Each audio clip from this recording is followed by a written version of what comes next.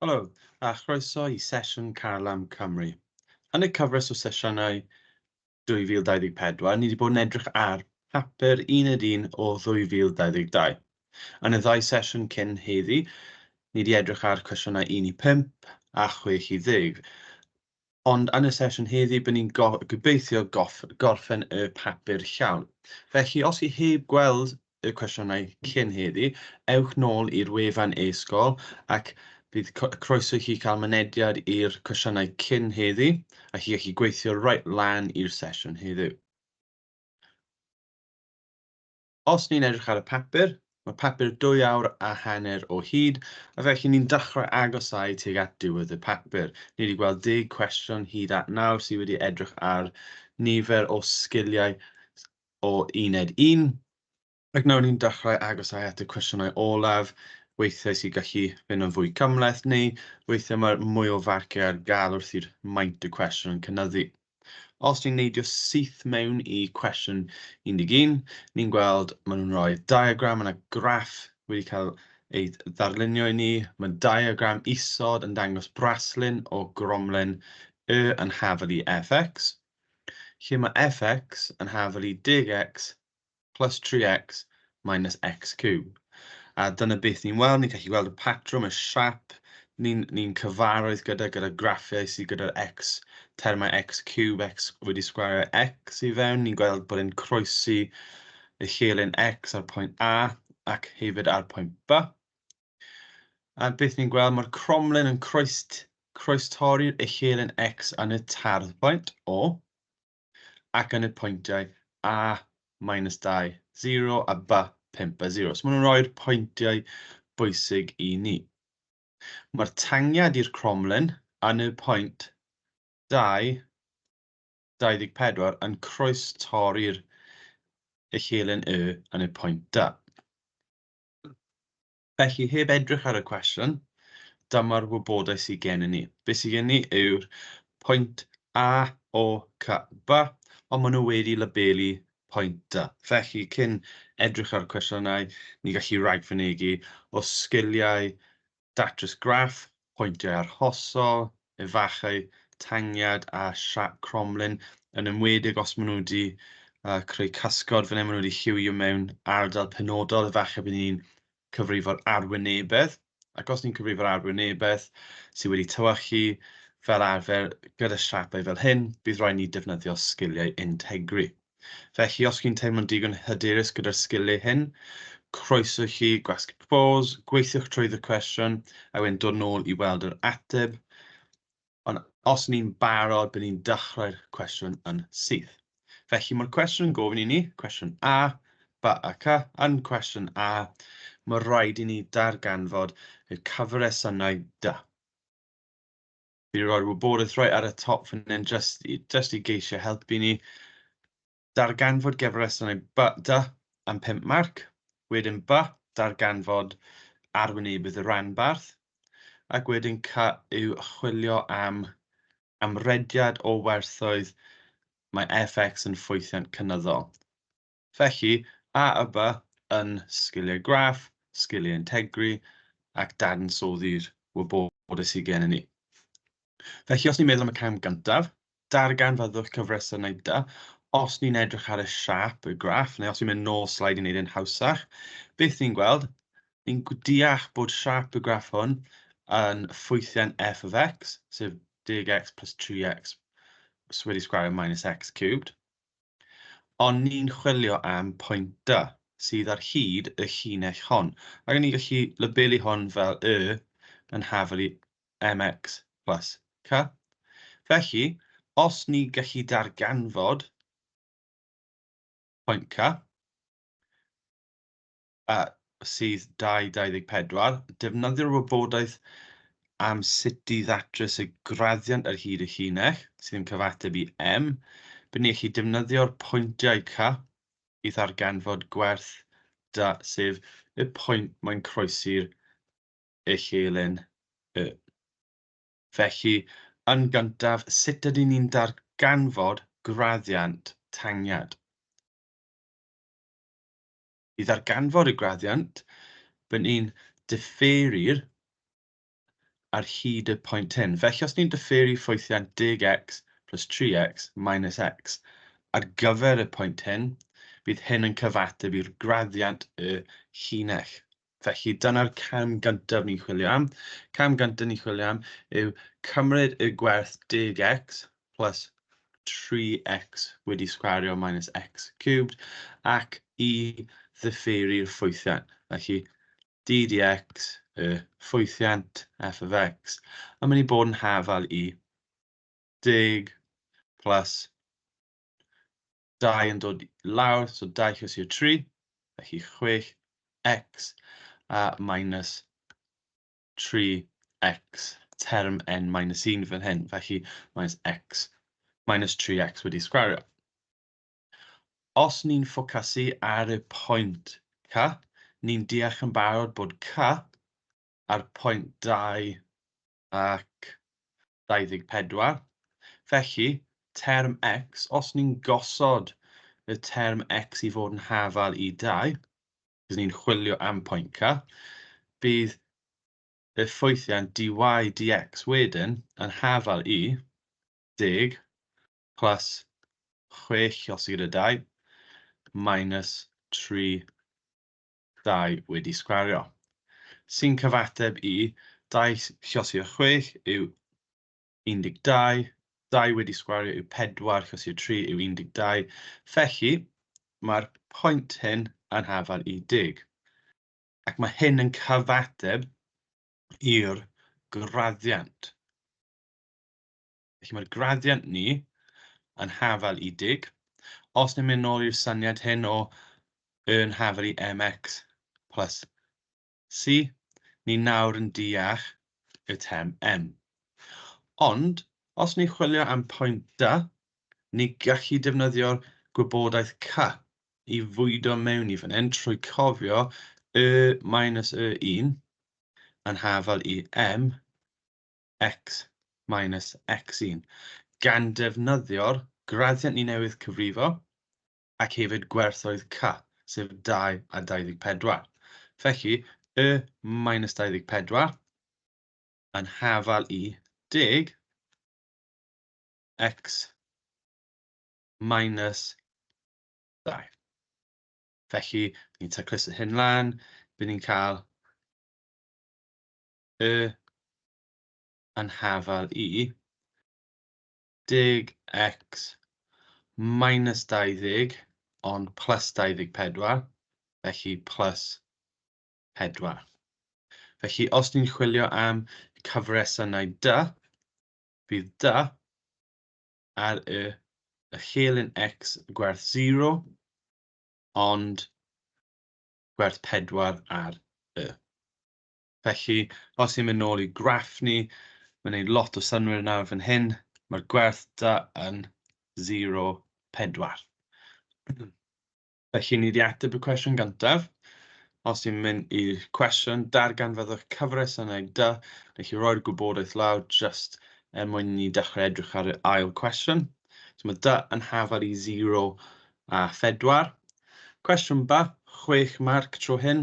Darganfyddwch arwynebedd y rhanbarth sydd wedi dywychu. Felly, os ni'n ffocysu ar y arwynebedd fan hyn, bydd ni'n gweld falle bydd trafferth gyda ni, oherwydd y dull sydd gennym ni i ddarganfod arwynebedd fel hwn yw ni'n naill ai gallu defnyddio'r reol trapesiwm, bydd ni'n defnyddio uchder gwahanol a llosi gyda'r lled, neu ni'n defnyddio, oherwydd siap y cromlin, ni'n gallu defnyddio integrad ble ni'n enrifo rhwng y pwyntiau a ni'n gallu integru'r arwynebedd o dan ffwythiant.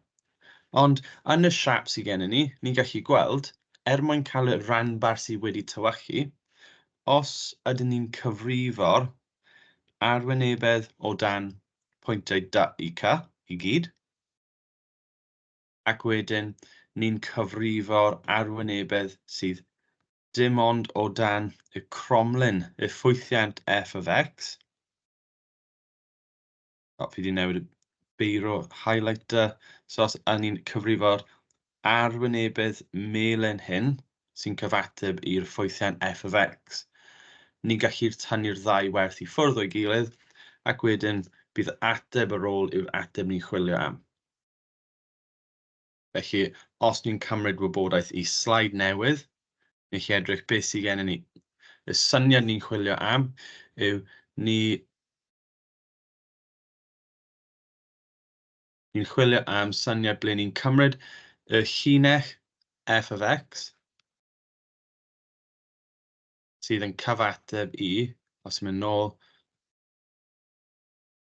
10x plus 3x wedi sgwario minus x cubed. A ni'n deall bod siap hyn yn tebyg i o'r tardd lan mae'n edrych fel hyn. Mae'n troi. A ni hefyd gyda ffwythiant arall, ni hefyd gyda'r hyfaliad arall sydd yn cyfateb i 10x plus 4 sydd yn siap fel hyn. Wrth gwrs, maen nhw'n croesi ar y pwynt fan hyn, ac ni'n eisiau cyfrifo'r arwynebedd o dan y ddwy ffwythiant. Felly, y tro gyntaf, ni'n gallu cyfrifo'r arwynebedd o dan hyn. Ni'n gallu defnyddio real trapezium, neu os ni moyn dangos ein sgiliau integri, ni'n gallu integri y ffwythiant o 0 i 2, oherwydd dyna'r amrediad fan hyn, 0 i 2. Mae'r ffwythiant yn 10x plus 4 dx, ac ni'n gallu integri i chael 10x i pŵer 2, ond cofiwch mae'r pŵer yn cael ei rannu. Plus 4, ac cofiwch y term x, felly o 2 i 0. Os ni'n gweithio allan hyn nawr, beth ni'n gallu cael yw, ni'n gallu mewnbynnu'r gwerth 2 pob tro. Felly mewnbynnu gwerth 2, 10 dros 2 yw 5, lluosi gyda 2 wedi sgwario, plus 4, lluosi gyda 2 rhwch cronfachau, minus 5, lluosi gyda 0 i pŵer 2, plus 4, lluosi gyda 0. Ac bydd hwn yn symleiddio jyst i'r ochr chwith, sef 2 wedi sgwario yw 4, 4 lluosi gyda 5 yw 20, adio 8, sef 28. Felly mae'r arwynebedd sydd gen ni ar hyn o bryd yw'r arwynebedd y llinell hon, sydd yn cyfateb i 28. Os ni'n nawr yn cyfrifo'r arwynebedd y cromlin, ni'n gallu cymryd yr ateb i ffwrdd o'r 28. So beth ni'n gallu gwneud, os wedi gadael digon o le ar slaid nesaf, yw fx yn hafal i 10x plus 3x wedi sgwario minus x cubed. Felly, os ydyn ni'n integri hyn, os mae hyn yn cyflawni fi lan, fi gallu cael gwad fx ac roi'r symbol yn gywir. Yn hyn, beth gen i o 0 i 2 eto, x, ac bydd hyn yn cyfateb i ateb o eto 10x wedi sgwario dros 2, plus 3x i'r pŵer 3 am y term o dan, minus x i pŵer 4 gyda 4 o dan, a 0. Os ni'n edrych dros pob term fi'n ysgrifennu lawr, amlwg mae fi sicrhau fi'n dangos y term x yn y term gyntaf, felly cywiro hwn i 10x wedi sgwario. Ni'n gallu symleidio hyn cyn ni ddatrys, felly 10 dros 2 yn hafal i 5x wedi sgwario, plus x i pŵer 3, a ni'n gallu just cymryd y term 1 dros 4 allan i wneud yn hawsach.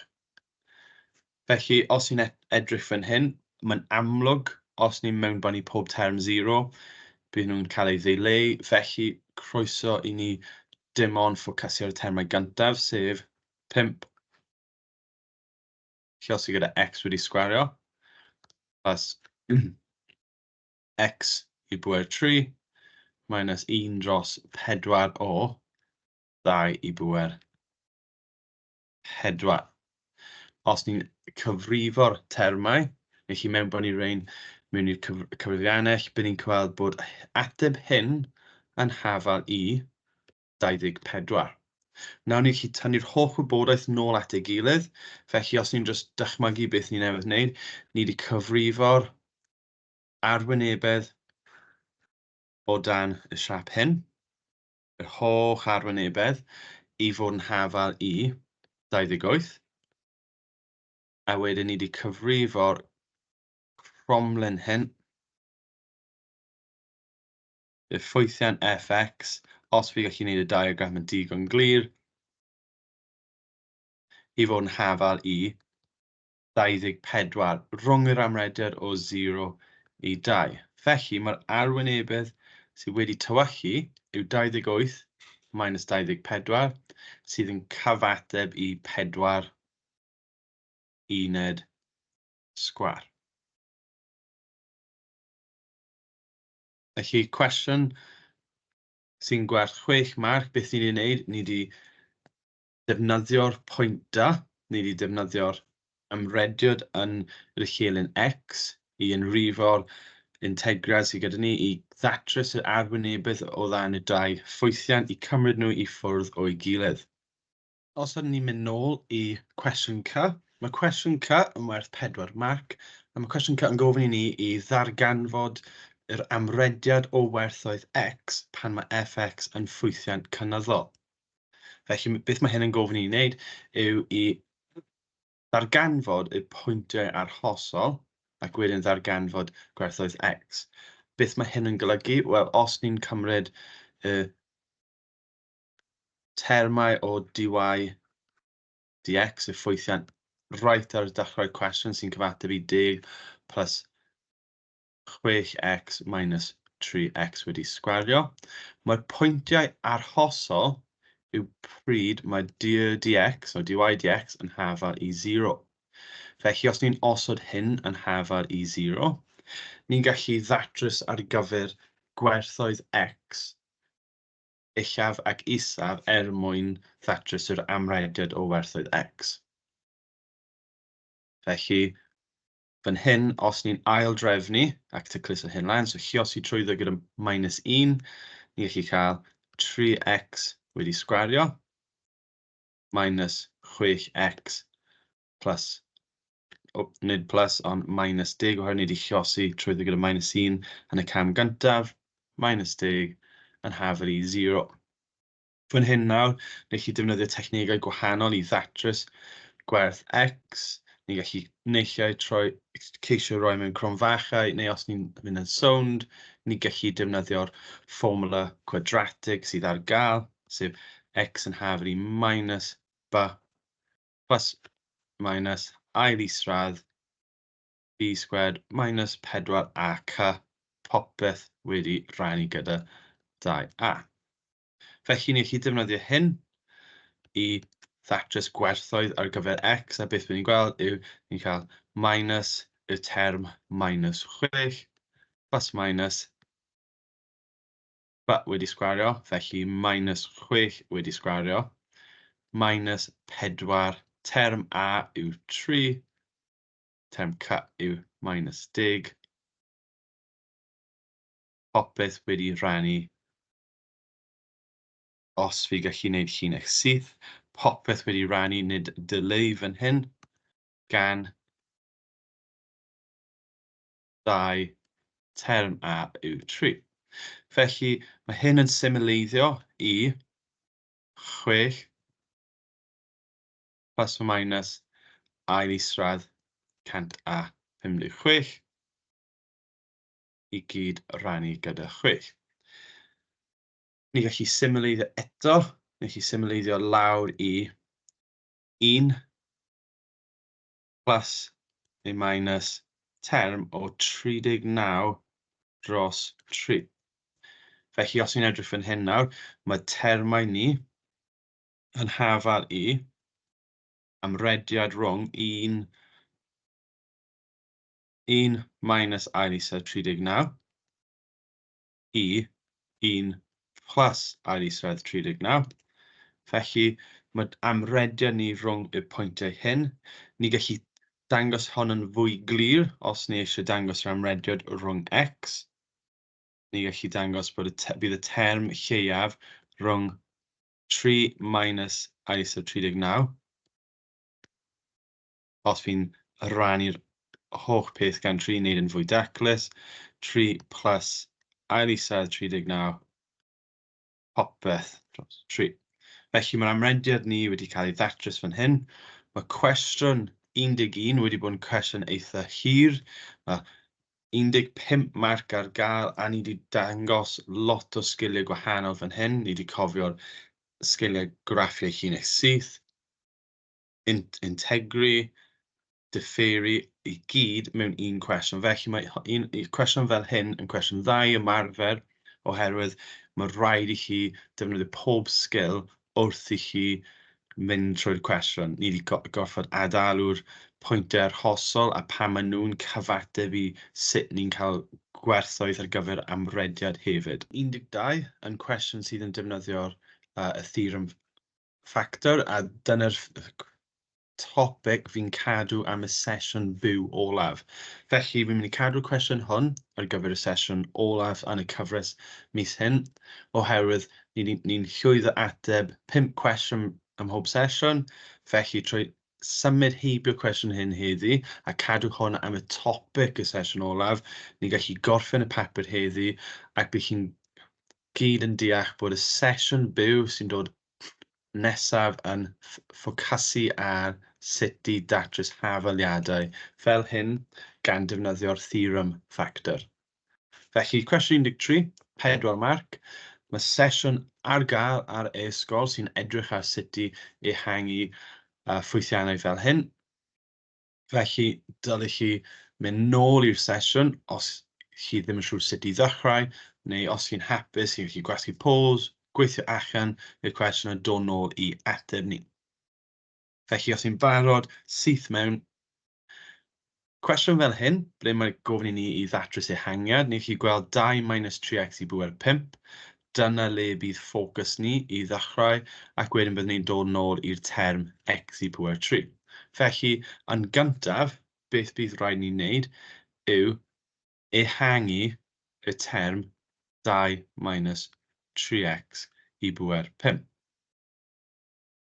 Mae'r cwestiwn yn gofyn i ni i ddatrys y term annibynnol ar x. Felly, ar ôl datrys yr holl cwestiwn, byddwn ni'n chwilio am yr unig term sydd heb gwerth x ynghlwm. Felly, peth gorau i wneud i ddechrau cwestiwn fel hyn yw ysgrifennu'r triongl lawr i helpu ni cofio'r termau. So 1, 3, 3, 1. Cofiwch y res gyntaf 0, 1, 2, 3. Pwer 5, felly ni gorfod cadw fynd. 4, 6, 4, 1, 5, 10, 10, 5 ac 1. A nawr ni gallu dechrau ddatrys hyn. Dim ond y term sydd ar y top, y 2 minus 3x i bwyr 5, ni'n chwilio am.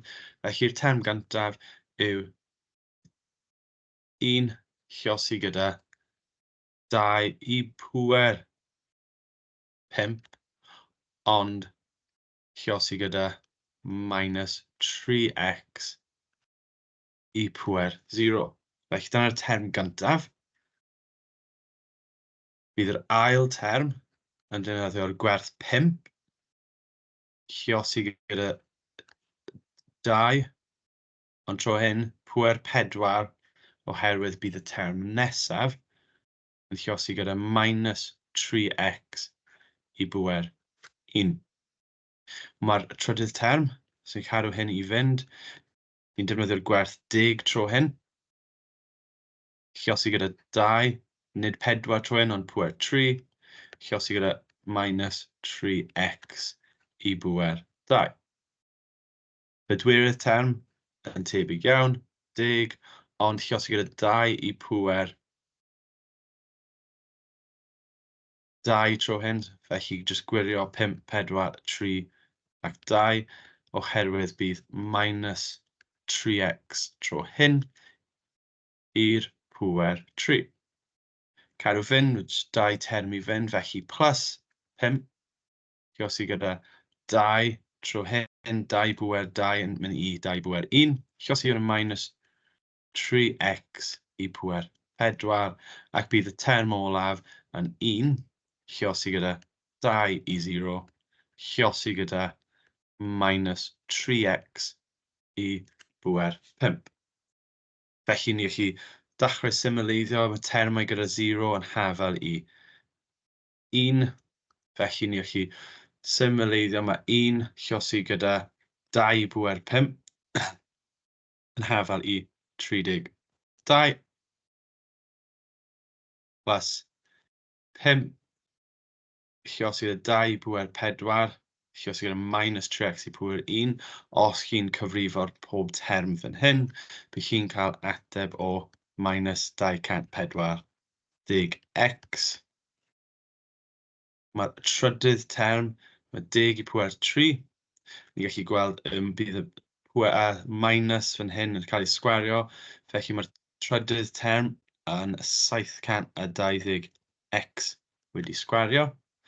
Ni'n cofio'r bod patrymau'n ymddangos yn hyn, felly mae'r pedwerydd term ni'n gweld bod y term minus i pŵer 3, felly bod ni'n disgwyl minus fan hyn, ac os chi'n cyfrifo'r pob term eto, bydd chi'n cael 1080, so 1080 x i pŵer 3, plus minus 3x i pŵer 4, felly term positif fan hyn, yn cael ei ddatrys i plus 810x i'r 4, ac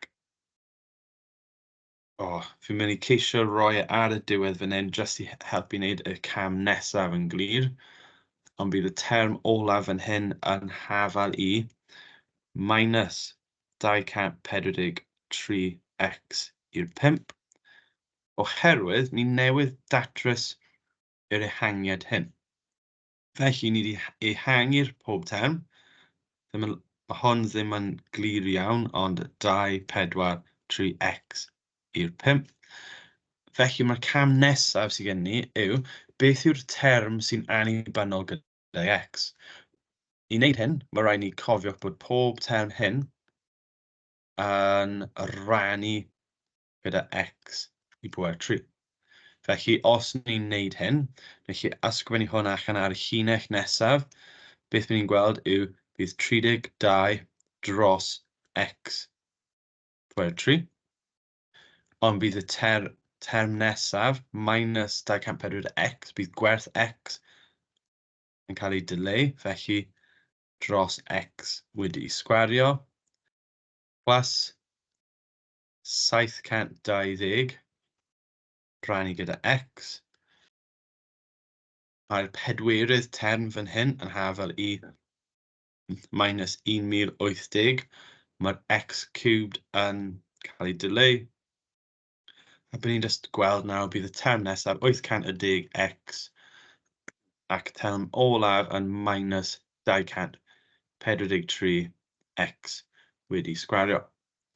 Felly, mwyn darganfod y term annibynnol ag x, ni nawr gallu just darllen ar hyd y llinell, a mae'r gwerth annibynnol hyn yn hafel i minus 1080. Felly, cwestiwn 4 marc. Mae digon o waith i wneud fan hyn i sicrhau bod pob term yn gywir.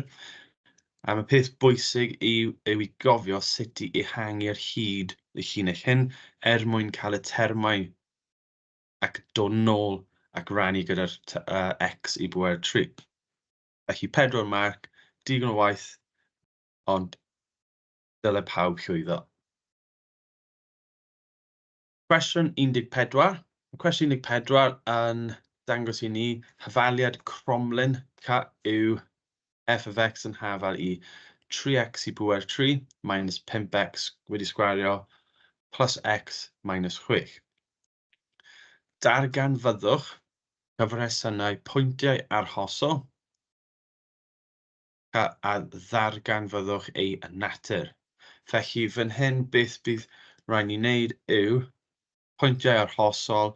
Os ni'n dod yn cyfarwydd nawr, pryd ni'n gweld geirfa pwyntiau arhosol, mae disgwyl i ni diffeiri ac gosod yw'r ateb yn hafel i 0 fan hyn. Felly mae'r pwyntiau arhosol, mae sgil ni yw diffeiri'r ffwythiant, a bydd y ffwythiant yn hafel i 0. Dyna lle bydd ni'n gweld pwyntiau arhosol, oherwydd dyna le mae'r graddiant yn hafel i 0. 8 marc, felly mae lot o waith i wneud. Gobeithio bod e'n digon amlwg i bawb sut i ddechrau'r cwestiwn, oherwydd os chi'n barod, ewch ati i ateb y cwestiwn a dod nôl i wirio eich ateb. Y cwestiwn B yn gofyn i ni i nid datrys yw'r hafaliadau yn y cwestiwn ai ac ai, ond darganfyddwch i'w greiddiau gan defnyddio'r gwaith ni'n mynd i wneud cyn. Felly, bydd ni'n dod nôl i edrych ar hyn, ond i dechrau bant gyda'r ffwythiant o f(x) yn hafal i 3x i bwer 3 minus 5x wedi sgwario plus x minus 6.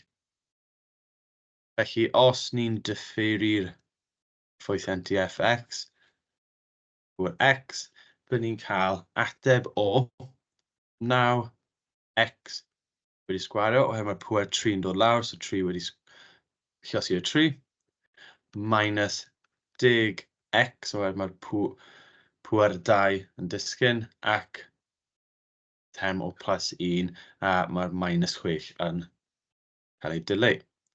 Felly, fan hyn nawr, os ni'n edrych, cofiwch nôl mae diffiniad ni, os ni'n chwilio am pwyntiau arhosol, mae pwyntiau arhosol yn bodoli pryd mae dy dx yn hafal i 0. Felly, dyna beth ni'n chwilio am. Felly, os ni'n ysgrifennu 9x wedi sgwario minus 10x plus 1 yn hafal i 0, mae modd i ni ddatrys ar gyfer gwerthoedd x. Felly, ni gallu ceisio rhoi hyn mewn i cronfachau. Hafal i 0. Os ni'n dechrau gyda termau 9x ac x, bydd ni'n gweld bod modd cael y minus 10x trwy gosod minus 1 ac minus 1. Oherwydd minus 1 lluosi minus 1, yn rhoi'r plus 1, a mae'r termau arall yn adio. Felly fan hyn nawr, mae'r gwerth x yn mynd i fod yn hafal i 1 dros 9, neu mae gwerth x yn hafal i 1. Os mae hyn yn wir, ni gallu dod nôl i'r ffwythiant f of x, felly lan fan hyn, a ni gallu mewnbynnu gwerth x yn hafal i 1 dros 9 i ddarganfod gwerth y, ac ni gallu mewnbynnu gwerth x yn hafal i 1 i ddarganfod gwerth y am y pwynt arhosol arall. Felly, pryd mae x yn hafal i 1 dros 9, bydd y ffwythiant yn hafal i 3, lluosi gyda 1 dros 9 i bwer 3, minus 5, 1 dros 9 i bwer 2, plus 1 dros 9, minus 6. Os ni'n mewnbynnu'r rhifau yn gywir mewn i cyfeiriannau, defnyddio cronfachau i helpu cadw trefn, bydd ateb ni yn dod allan ni minus 1445 dros 243. Ni'n gwneud yr un peth ar gyfer gwerth x yn hafal i 1, a ni'n cael 3, 1 i bwer 3, minus 5, lluosi gyda 1 wedi sgwario, plus 1, minus 6, a beth bydd ni'n gweld yw ateb o minus 7. Felly, mae gwerthoedd ar gyfer y pwynt arhosol yn naill ai 1 dros 9 minus 7, neu 1 minus 1445 dros 243. Felly, cwestiwn gyntaf yn gofyn i ni i darganfod y pwyntiau arhosol C. So nawr ni'n hapus gyda'r pwyntiau arhosol. Beth yw ei natur? Felly mae'r cam nesaf, pryd ni'n chwilio am natur pwyntiau arhosol, beth mae'n disgwyl i ni wneud yw diffeiri eto. So yn lle dy dx, bydd ni'n dechrau chwilio am d squared y, lle sydd dx wedi sgwario. Felly, os ni'n mynd i slaid nesaf, a ni'n cymryd yr ateb tro gyntaf, bydd rhaid ni diffeiri'r term hyn, sef 9x wedi sgwario minus 10x plus 1, ac wedyn bydd ni'n gallu defnyddio'r pwyntiau arhosol i ceisio ateb hyn. Felly, os fi'n tacluso hyn lan a roi lawr y wybodaeth bwysig i ni, felly mae gwybod bwysig ni yw, os mae dy dx yn hafal i 9x wedi sgwario minus 10x plus 1, mae modd i ni ddatrys y differiad nesaf, sef d squared y dx squared. A mae hyn yn cyfateb i, felly edrych ar y termau 18, mae'r 2 yn dod lawr, cael un term x minus 10. Felly, ni'n gallu defnyddio ateb hyn i ddeall gwerth y pwyntiau. Beth yw natur y ddau pwynt? Y pwyntiau arhosol oedd x yn 1 dros 9, neu x yn hafal i 1, pryd oedd y yn hafal i. Os mynd nôl, oedd gwerth y yn minus 7, neu minus, os mynd nôl, slide eto, 1445 dros 243. Felly mae cwestiwn yn gofyn ni, beth yw'r natur? Wel, ni'n gorfod diffeiri eto i cael ateb hyn, a beth ni'n gallu gwneud nawr yw mewnbynnu gwerth x ac edrych ar gwerth d squared y dx squared. Os mae'r gwerth yn llai na 0, bydd ni'n edrych ar pwynt maximum. Os mae'r ateb yn fwy na 0, bydd ni'n edrych ar pwynt minimum. Felly, nech chi torri'r tudalen yn hanner, nech chi roi mewn 18 1 dros 9 minus 10. Felly 18 dros 9 yn hafal i 2 minus 10 yw minus 8. Ac nesaf, 18 pwer 1 minus 10 yw 8. Felly mae'r pwyntiau hyn yn cyfateb i pwynt maximum, oherwydd mae gwerth yn llai na 0. A mae un nesaf, pryd mae x yn hafal i 1, yn cyfateb i gwerth minimum. Felly, cwestiwn rhan gyntaf, beth ni'n gwneud? Ni wedi darganfod cyfresynau'r pwyntiau arhosol, ac ni hefyd wedi darganfod y natur. Ni wedi darganfod y pwyntiau arhosol trwy diffeiri unwaith a gosod yn hafal i 0, ac wedyn darganfod gwerth ar gyfer x. Mae 2 gwerth yn bodoli, ac o'r 2 gwerth ni wedi ddatrys gwerthoedd y. I ddarganfod y natur, ni wedi gweithio nôl ac wedi gosod y ateb i dy dx, a ni wedi diffeiri eto, a ni wedi chwilio am gwerth ar gyfer gwerth x ar y pwynt arhosol. Ar gyfer cwestiwn B, mae cwestiwn B yn gofyn i ni i darganfod nifer y greiddiau ar gyfer 2 ffwythiant gwahanol heb ddatrys yr hyfaliad. Felly, peth gorau i wneud fan hyn yw i gymharu'r ffwythiant. Felly, os ni'n ysgrifennu lawr y ffwythiant gywir, y ffwythiant ni wedi gweithio gyda, y ffwythiant ni wedi cyfrifo'r pwyntiau arhosol yn barod, ni'n gallu cymharu a weld beth mae angen i wneud i'r ffwythiant 1 i osod yn hafal, neu beth yw'r gwahaniaeth rhwng y ddau. Felly, os ni'n ysgrifennu lawr 3x i pŵer 3 minus 5x wedi sgwario plus x minus 6. Ni gallu cymharu hyn gyda'r ffwythiant gyntaf, sef 3x pŵer 3 minus 5x wedi sgwario plus x plus 1. Ac i osod rhain yn hafal i gilydd, mae rhaid i rhan gyntaf, y hyfaliad hyn, fod nid hafal i 0, ond bydd rhaid i hyn fod yn hafal i gwerth minus 7. Felly bydd y gwahaniaeth hyn yn hafal i fx yn minus 7.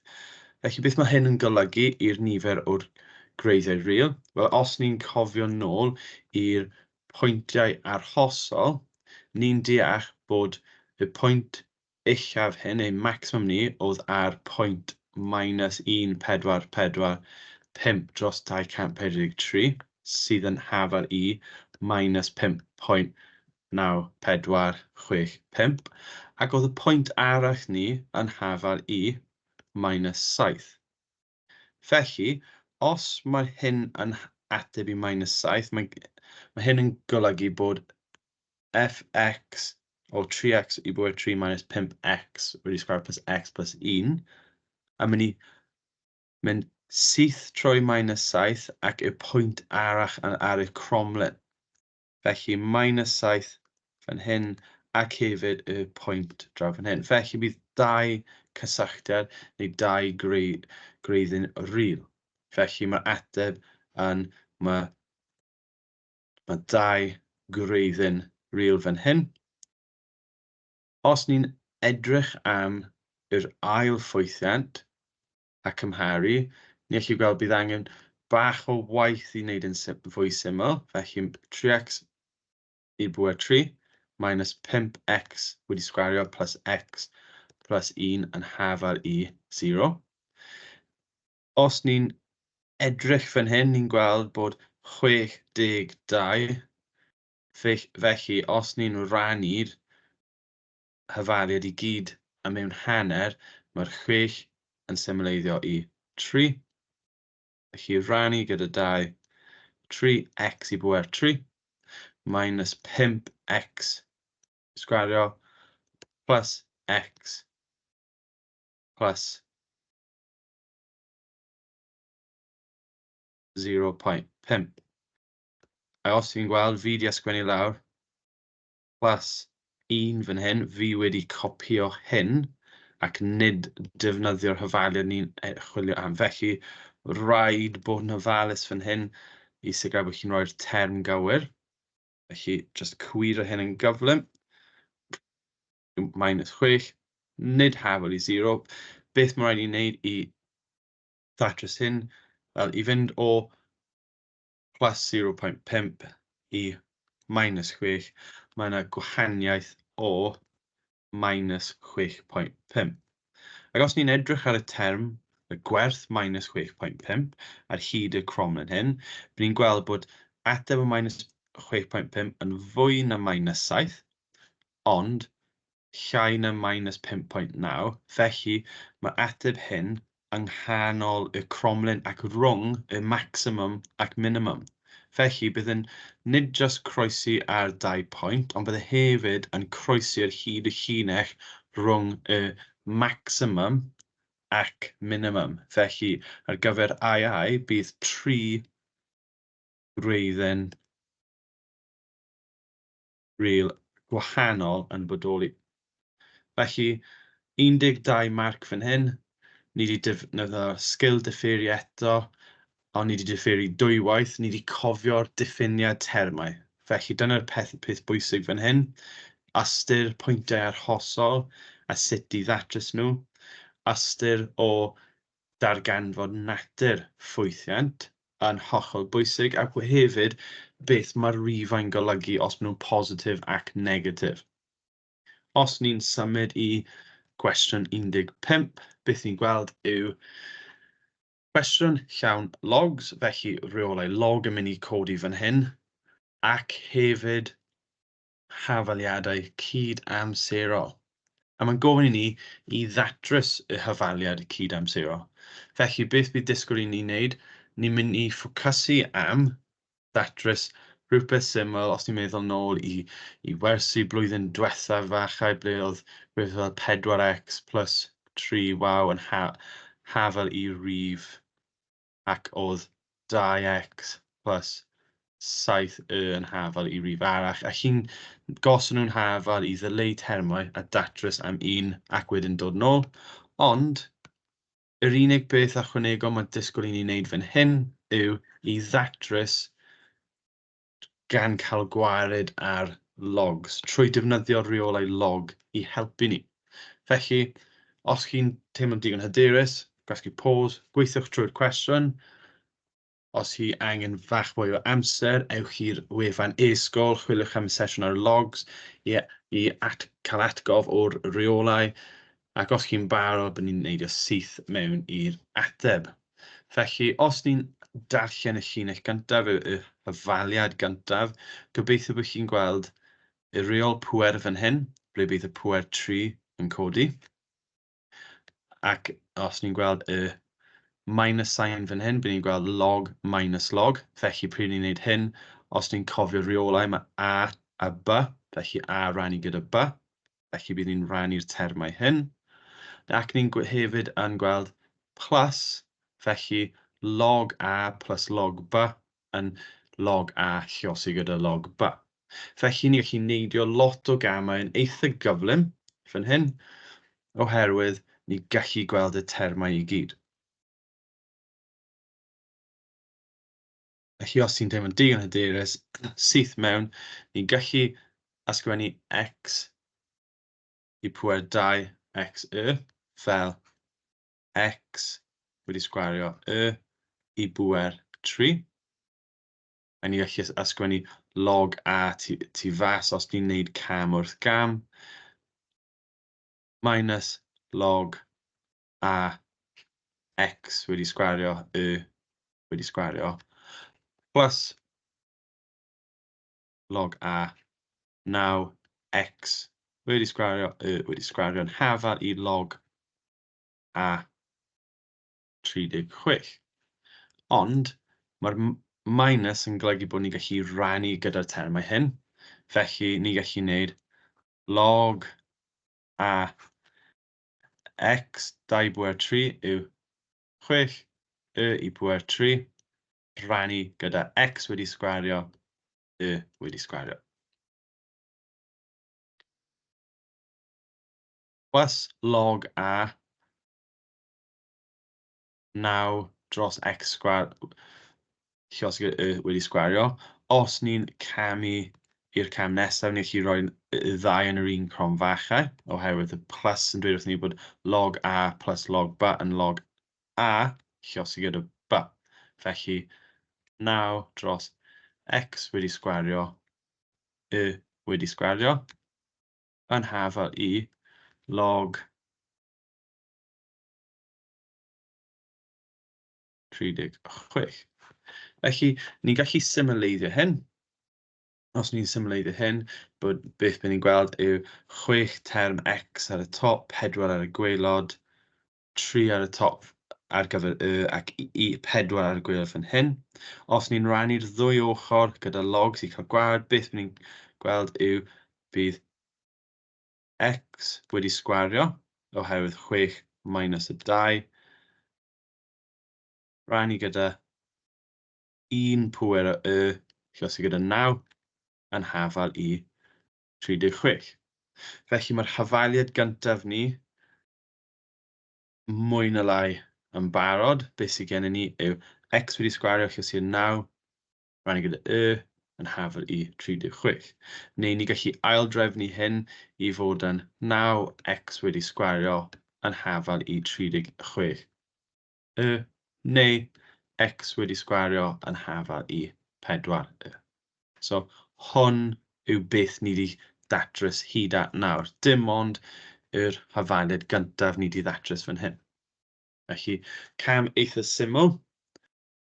Ni wedi defnyddio bron pob reol ar hyd y llinell hon, y reol pŵer, y reol lluosi, reol adio, a ni wedi datrys 6 x wedi sgwario yn hafal i 4y. Felly os ni'n ysgrifennu hwn lawr ar y top, x wedi sgwario yn hafal i 4y. Ar gyfer log a o y minus log x plus 3, os ni'n gwthio hyn i'r ochr arall y hafaliad, beth bydd gennym ni yw log ar y ddwy ochr, ni gallu cael gwared ar logs. Cofiwch, gwrthwyneb y logs yw'r pwynt e, felly y yn hafal i x plus 3. Dwi'n gallu ysgrifennu lawr y yn hafal i x plus 3. Felly mae'r hafaliadau cydamserol gennym ni fan hyn, a ni'n gallu datrys ar gyfer gwerthoedd nawr. Felly os mae y yn hafal i x plus 3, mae modd i ni mewnbynnu ar gyfer y ac wedyn ddatrys ar gyfer gwerth. Felly mae x wedi sgwario yn hafal i 4x plus 3, neu x wedi sgwario minus 4x minus 12 yn hafal i 0. Felly mae modd datrys ar gyfer gwerthoedd x, ac mae x ac x yn mynd i fod yn hafal i plus 2 minus 6, gwahaniaeth o 4, lluosi 12. Felly mae gwerthoedd x ni yn hafal i minus 2 neu 6. Ac ni gallu mynd nôl gyda gwerth x fan hyn. Pryd mae x yn hafal i minus 2, bydd y yn hafal i 1. Ac pryd mae x yn hafal i 6, bydd y yn hafal i 9. Felly, yn y cwestiwn, datryswch yr hafaliadau cydamserol. Ni wedi datrys gwerthoedd minus 2 ac 1, neu 6 a 9.